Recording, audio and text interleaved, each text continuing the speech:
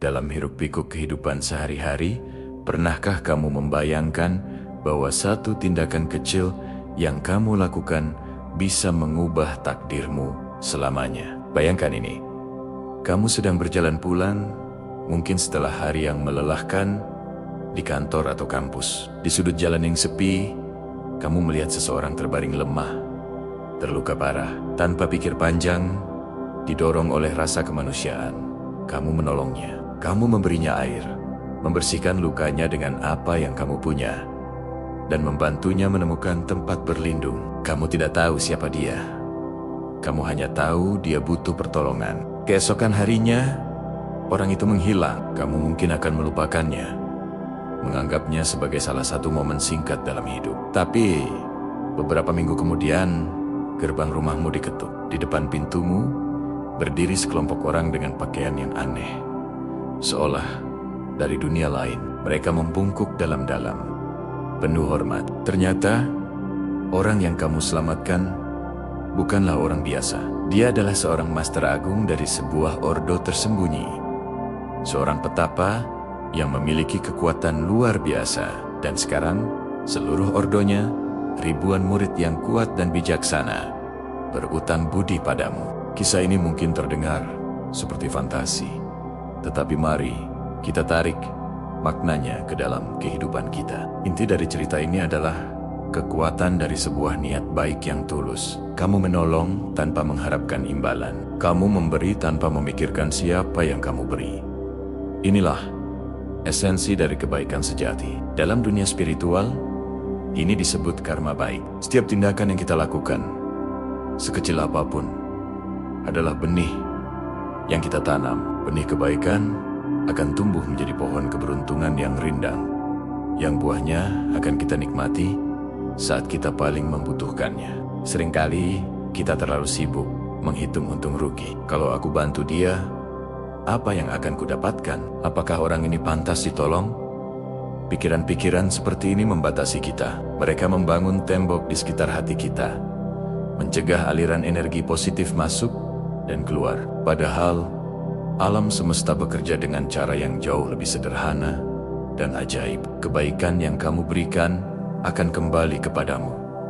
Seringkali dari arah yang tidak pernah kamu duga. Mungkin tidak dalam bentuk Master Agung dan ordonya, tapi bisa jadi dalam bentuk kesempatan baru, teman yang tulus, atau pertolongan yang datang tepat waktu saat kamu sedang terpuruk. Ordo yang berutang budi padamu adalah metafora dari dukungan alam semesta. Ketika kamu hidup selaras dengan nilai-nilai luhur seperti welas asih, kemurahan hati dan ketulusan, kamu tidak berjalan sendirian. Kamu dilindungi oleh kekuatan yang tak terlihat.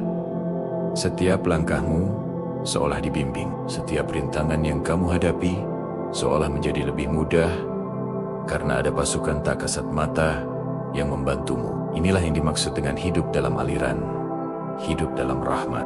Lihatlah ke dalam dirimu. Ada Master Agung yang tersembunyi di dalam sana. Itulah hati nuranimu.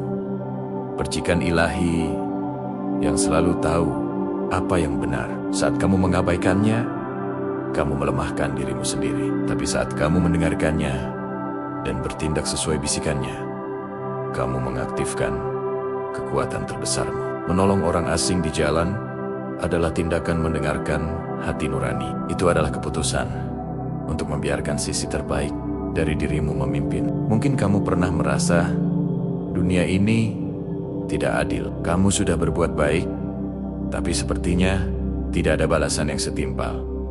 Ingat, benih butuh waktu untuk tumbuh. Jangan pernah lelah menanam kebaikan. Jangan biarkan kekecewaan membuat hatimu mengeras. Teruslah menjadi pribadi yang memberi cahaya, bahkan di tempat paling gelap sekalipun. Karena kamu tidak pernah tahu, tindakan kecilmu hari ini mungkin sedang menyelamatkan Master Agung yang akan membawa seluruh ordonya untuk mengangkat hidupmu di masa depan. Hutang budi terbesar bukanlah tentang materi atau kekuasaan. Hutang budi terbesar adalah energi positif yang mengelilingimu, menciptakan perisai perlindungan dan magnet keberuntungan. Ketika kamu secara tidak sengaja menyelamatkan seseorang, kamu sebenarnya sedang menyelamatkan dirimu sendiri. Kamu sedang membuktikan kepada alam semesta bahwa kamu adalah saluran berkat. Dan sebagai balasannya, alam semesta akan membanjirimu dengan lebih banyak berkat lagi. Jadi, bagaimana cara kita menerapkan ini dalam kehidupan nyata? Mulailah dari hal-hal kecil. Berikan senyuman tulus pada kasir di supermarket. Ucapkan terima kasih pada petugas kebersihan. Bantu seorang nenek menyeberang jalan. Dengarkan temanmu yang sedang berkeluh kesah tanpa menghakimi. Setiap tindakan ini adalah latihan spiritual. Setiap tindakan ini adalah caramu menyelamatkan Master Agung dalam berbagai wujud. Kamu tidak perlu mencari pengakuan atau pujian. Kebaikan sejati itu sunyi. Ia bekerja dalam diam, tetapi dampaknya bergema di seluruh alam semesta. Jangan meremehkan kekuatanmu. Kamu memiliki kemampuan untuk mengubah dunia, dimulai dari satu tindakan baik pada satu waktu. Kamu adalah pahlawan dalam ceritamu sendiri. Dan setiap perbuatan baik adalah babak baru yang membawa keajaiban tak terduga. Terkadang, motivasi terbesar datang dari kesadaran bahwa kita semua terhubung. Orang yang kamu tolong hari ini bisa jadi adalah orang yang akan menolong keluargamu di masa depan dalam siklus kehidupan yang misterius. Dengan membantu orang lain, kita sedang memperkuat jaring-jaring tak terlihat yang menyatukan kita semua. Kita sedang berinvestasi pada kemanusiaan itu sendiri. Mungkin kamu berpikir, tapi aku sendiri sedang kesulitan. Bagaimana aku bisa menolong orang lain? Pertolongan tidak selalu berbentuk materi. Sebuah kata penyemangat, sebuah doa dalam hati, atau sekadar kehadiran yang menenangkan. Itu semua adalah bentuk pertolongan yang sangat berharga. Memberi dari kekuranganmu justru menunjukkan kekuatan karakter yang luar biasa. Itulah saat Master Agung di dalam dirimu benar-benar bersinar paling terang. Ingatlah kisah ini setiap kali kamu merasa ragu untuk berbuat baik. Bayangkan bahwa setiap orang yang kamu temui adalah Master Agung yang sedang menyamar, menguji ketulusan hatimu. Lalui ujian itu dengan cemerlang. Biarkan kebaikanmu mengalir tanpa syarat, tanpa pamrih. Dan saksikan bagaimana seluruh ordo alam semesta akan datang, membungkuk hormat, dan memberimu dukungan yang tak pernah kamu bayangkan sebelumnya. Karena pada akhirnya, kebaikan adalah investasi terbaik dengan keuntungan yang tak ternilai. Kamu adalah penyelamat. Dan dengan menyelamatkan orang lain, kamu sedang membuka gerbang menuju takdirmu yang paling agung. Teruslah berjalan di jalan kebaikan, karena jalan itu akan selalu membawamu pulang ke tempat terbaik. Di tengah hutan belantara yang sunyi, kamu hanya seorang pengumpul herbal biasa yang mencari nafkah. Suatu hari, kamu menemukan seorang lelaki tua terbaring di tepi sungai, terluka parah dan napasnya tersengal-sengal. Tanpa berpikir dua kali, kamu segera menolongnya, memberinya air, dan mengobati lukanya dengan ramuan yang kamu kumpulkan. Kamu merawatnya dengan tulus selama beberapa hari, sampai dia sadar kembali. Setelah pulih, lelaki tua itu menatapmu dengan tatapan yang dalam dan penuh rasa terima kasih.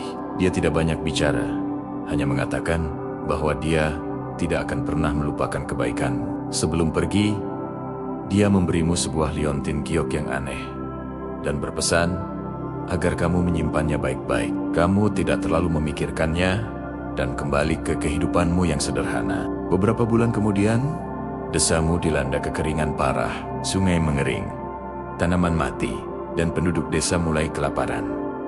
Kamu merasa putus asa, tidak tahu harus berbuat apa. Saat itulah, kamu teringat pada liontin giok, pemberian lelaki tua itu. Iseng-iseng, kamu menggenggamnya erat, sambil berharap hujan akan turun. Tiba-tiba, liontin itu bersinar terang, dan langit yang tadinya cerah mendadak mendung. Tak lama kemudian, hujan deras turun, membasahi tanah desamu yang kering kerontang. Semua orang bersorak gembira. Kamu terkehut, menyadari bahwa liontin itu bukanlah benda biasa.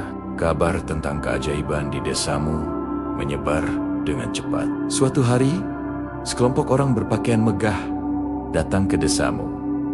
Mereka mencari orang yang telah menyebabkan hujan turun. Dengan ragu, kamu menunjukkan Leontin Giok itu, pemimpin kelompok itu, seorang pria paruh baya yang berwibawa, langsung berlutut di hadapanmu. Ternyata, lelaki tua yang kamu selamatkan adalah Grandmaster dari Ordo Awan Surgawi, salah satu sekte kultivasi paling kuat di seluruh negeri, dan pria di hadapanmu adalah penerusnya. Mereka telah mencari Grandmaster mereka yang hilang selama berbulan-bulan. Leontin Giok itu adalah tanda pengenal sang Grandmaster, dan dengan mengaktifkannya, kamu telah memberi sinyal lokasi keberadaanmu kepada mereka. Mereka membawamu ke markas besar Ordo Awan Surgawi, sebuah tempat megah yang tersembunyi di puncak gunung. Kamu disambut layaknya seorang pahlawan. Seluruh anggota Ordo, dari murid termuda hingga para tetua, membungkuk hormat padamu. Grandmaster yang telah pulih sepenuhnya menemuimu secara pribadi. Dia menjelaskan bahwa saat itu dia sedang diserang oleh musuh bebuyutannya dan hampir mati. Jika kamu tidak menemukannya, kamu telah menyelamatkan nyawa pemimpin mereka. Dan sebagai balasannya, seluruh Ordo Awan Surgawi berhutang budi padamu. Mereka bersumpah akan memenuhi permintaan apapun yang kamu ajukan. Awalnya, kamu merasa canggung dan tidak pantas menerima semua ini. Kamu hanyalah orang biasa, tapi Grandmaster melihat sesuatu yang istimewa dalam dirimu. Hati yang tulus dan tanpa pamrih. Dia berkata, kekuatan sejati bukanlah tentang seberapa hebat jurus yang kau kuasai, tapi tentang seberapa besar kebaikan yang ada di hatimu. Kamu memiliki kualitas yang paling langka di dunia ini, dan itu membuatmu lebih berharga dari harta apapun. Kata-kata itu menyentuh hatimu. Kamu menyadari bahwa perbuatan kecilmu yang tulus telah membawa dampak yang luar biasa. Kamu memutuskan untuk tidak meminta kekayaan atau kekuasaan. Sebaliknya, kamu meminta mereka untuk membantu desamu agar tidak lagi mengalami kekeringan. Ordo Awan Surgawi dengan senang hati setuju. Mereka membangun sistem irigasi canggih dan mengajarkan teknik pertanian yang lebih baik kepada penduduk desa. Desamu pun menjadi makmur dan tidak pernah kekurangan air lagi. Kamu juga meminta untuk belajar kultivasi, bukan untuk menjadi yang terkuat, tetapi untuk bisa melindungi orang-orang yang kamu sayangi. Di bawah bimbingan langsung Grandmaster, kamu mulai berlatih. Meskipun awalnya sulit, ketekunan dan hatimu yang murni membuat kemajuanmu pesat. Kamu belajar bahwa spiritualitas sejati bukanlah tentang mencapai kekuatan untuk mengalahkan orang lain, tetapi tentang menemukan kedamaian dalam diri dan menggunakan kekuatanmu untuk menolong sesama. Kamu tidak pernah melupakan asal-usulmu sebagai pengumpul herbal. Kamu bahkan menggabungkan pengetahuanmu tentang ramuan dengan energi spiritual untuk menciptakan teknik penyembuhan baru yang sangat kuat. Kisahmu menjadi legenda di dunia kultivasi. Kisah tentang seorang pengumpul herbal biasa yang karena satu tindakan kebaikan yang tulus, akhirnya menjadi salah satu sosok paling dihormati. Kamu membuktikan bahwa takdir bukanlah sesuatu yang telah ditentukan, tetapi sesuatu yang kita bentuk melalui pilihan dan tindakan kita. Bahkan, tindakan kebaikan terkecil sekalipun bisa mengubah dunia dengan cara yang tidak pernah kita duga. Kamu menjadi pengingat bagi semua orang bahwa di dalam setiap orang biasa terdapat potensi untuk melakukan hal-hal yang luar biasa.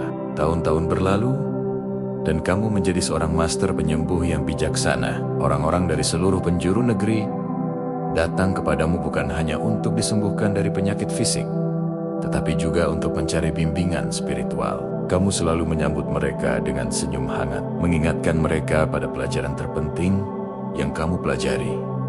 Jangan pernah meremehkan kekuatan sebuah kebaikan. Satu tindakan tulus bisa menyalakan api harapan yang cahayanya mampu menerangi seluruh dunia. Kamu tetap rendah hati, tidak pernah lupa bahwa perjalanan luar biasamu dimulai dari tindakan sederhana, menolong seseorang yang membutuhkan. Kisah ini mengajarkan kita tentang efek domino dari kebaikan. Sebuah niat tulus yang kita lakukan tanpa mengharap balasan bisa kembali kepada kita dalam bentuk yang tidak terduga dan berkali-kali lipat. Ini bukan tentang keberuntungan, tapi tentang hukum alam semesta. Energi positif yang kita pancarkan akan menarik energi positif lainnya. Jangan pernah lelah berbuat baik, sekecil apapun itu, karena kita tidak pernah tahu kehidupan siapa yang akan kita ubah, atau bahkan takdir dunia mana yang akan kita selamatkan. Apa yang akan kamu lakukan jika suatu hari nanti, saat kamu sedang berjalan-jalan santai, kamu tanpa sengaja menyelamatkan seseorang yang ternyata adalah seorang Master Agung dari sebuah ordo kuno yang sangat kuat, dan karena tindakanmu itu, seluruh ordo tersebut sekarang berhutang budi padamu. Kedengarannya seperti awal dari sebuah novel fantasi, bukan? Tapi coba kita renungkan sejenak. Kisah ini sebenarnya menyimpan pelajaran spiritual yang sangat mendalam tentang kebaikan, takdir, dan kekuatan dari sebuah tindakan kecil. Mari kita bayangkan skenarionya. Kamu hanyalah orang biasa, menjalani hidupmu sehari-hari. Mungkin kamu sedang dalam perjalanan pulang kerja, atau sekadar menikmati udara sore di taman. Tiba-tiba, kamu melihat seseorang dalam kesulitan. Tanpa pikir panjang, didorong oleh naluri kemanusiaan, kamu menolongnya. Kamu tidak tahu siapa dia. Kamu tidak mengharapkan imbalan apapun. Bagimu, itu hanyalah hal yang benar untuk dilakukan. Setelah memastikan orang itu baik-baik saja, kamu pun melanjutkan perjalananmu. Mungkin sudah melupakan kejadian itu beberapa jam kemudian. Namun, beberapa hari setelahnya, hidupmu berubah total. Orang-orang dengan pakaian aneh dan aura yang kuat datang menemuimu. Mereka membungkuk dengan hormat dan menjelaskan bahwa orang yang kamu tolong adalah Grandmaster mereka, seorang petapa bijaksana yang sudah hidup ratusan tahun. Karena tindakanmu yang tulus, seluruh ordo mereka yang terdiri dari para pendekar, ahli pengobatan, dan orang-orang bijak kini menganggapmu sebagai penyelamat dan dermawan agung. Mereka bersumpah untuk membalas kebaikanmu dengan apapun yang kamu minta. Kekayaan, kekuasaan, umur panjang, semua itu ada dalam genggamanmu. Di titik ini, kebanyakan dari kita mungkin akan merasa kaget, bingung, dan mungkin sedikit serakah. Wajar saja, siapa yang tidak tergoda dengan tawaran seperti itu? Namun, inilah ujian spiritual yang sesungguhnya dimulai. Apa yang akan kamu lakukan dengan hutang budi sebesar itu? Pelajaran pertama dari kisah ini adalah tentang kekuatan niat murni. Kamu menolong sang master, bukan karena kamu tahu siapa dia. Kamu menolong karena hatimu tergerak untuk berbuat baik. Inilah inti dari karma baik. Alam semesta, atau sebut saja takdir, tidak merespons pamrih. Ia merespons getaran tulus dari hati kita. Ketika kita melakukan sesuatu tanpa mengharapkan balasan, energi yang kita pancarkan adalah energi yang murni. Dan energi murni, inilah yang menarik keajaiban dalam hidup kita.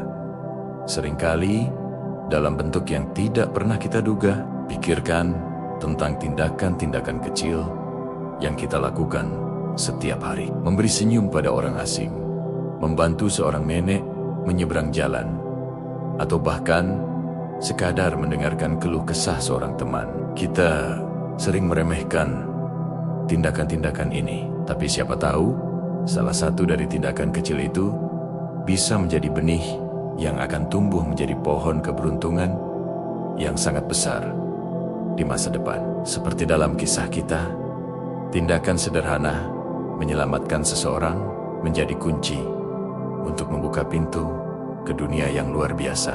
Pelajaran kedua adalah tentang bagaimana kita merespons berkah yang datang. Sekarang, seluruh ordo berhutang budi padamu. Kamu bisa meminta apa saja. Kamu bisa meminta istana megah, tumpukan emas, atau bahkan ilmu keabadian. Tapi, apakah itu yang benar-benar akan membawamu pada kebahagiaan sejati? Inilah momen introspeksi. Motivasi awalmu adalah kebaikan murni. Jika sekarang kamu menggunakan hutang budi ini untuk memuaskan keserakahan dan ego, bukankah kamu mengotori niat awal yang suci itu? Mungkin pilihan yang lebih bijaksana bukanlah meminta sesuatu untuk dirimu sendiri. Mungkin kamu bisa meminta mereka menggunakan kekuatan mereka untuk membantu lebih banyak orang, untuk menyembuhkan yang sakit, untuk melindungi yang lemah. Dengan begitu, satu tindakan kebaikanmu akan berlipat ganda menjadi ribuan, bahkan jutaan kebaikan lainnya. Kamu tidak hanya menjadi penyelamat satu orang, tetapi menjadi saluran berkah bagi seluruh dunia. Ini adalah konsep spiritual yang sangat penting. Menjadi saluran bukan tujuan akhir. Ketika kita menerima berkah, entah itu dalam bentuk materi, pengetahuan, atau kesempatan, tujuan tertingginya bukanlah untuk menimbunnya sendiri, tetapi untuk mengalirkannya kepada orang lain. Dengan begitu, aliran energi positif itu tidak akan pernah berhenti. Semakin banyak kita memberi, semakin banyak kita menerima. Ini adalah hukum alam yang abadi. Pelajaran ketiga adalah tentang takdir dan peran kita di dalamnya. Mungkin pertemuanmu dengan Sang Master bukanlah sebuah kebetulan. Mungkin itu adalah takdir yang telah digariskan. Dalam banyak ajaran spiritual, dipercaya bahwa setiap jiwa memiliki misinya masing-masing. Terkadang, misi itu tersembunyi dalam kejadian-kejadian yang tampak biasa. Kamu yang menganggap dirimu orang biasa, ternyata dipilih oleh takdir untuk menjadi titik balik bagi sebuah ordo yang kuat. Ini mengajarkan kita untuk tidak pernah meremehkan diri sendiri. Setiap dari kita memiliki potensi untuk melakukan hal-hal besar, untuk membawa perubahan positif di dunia. Kita tidak perlu menjadi seorang pahlawan super atau seorang raja. Kita hanya perlu menjadi versi terbaik dari diri kita sendiri dan peka terhadap panggilan takdir yang mungkin datang dalam bentuk yang paling sederhana. Mungkin Master Agung dalam hidupmu bukanlah seorang petapa tua, melainkan sebuah kesempatan kerja yang kamu abaikan. Mungkin ordo yang berhutang budi adalah jaringan pertemanan yang bisa kamu bangun jika kamu lebih terbuka dan tulus. Alam semesta berkomunikasi dengan kita melalui simbol-simbol dan kejadian. Tugas kita adalah belajar membaca tanda-tanda itu. Jadi, kembali ke pertanyaan awal, apa yang akan kamu lakukan setelah merenungkan semua ini? Mungkin jawabanmu akan berubah.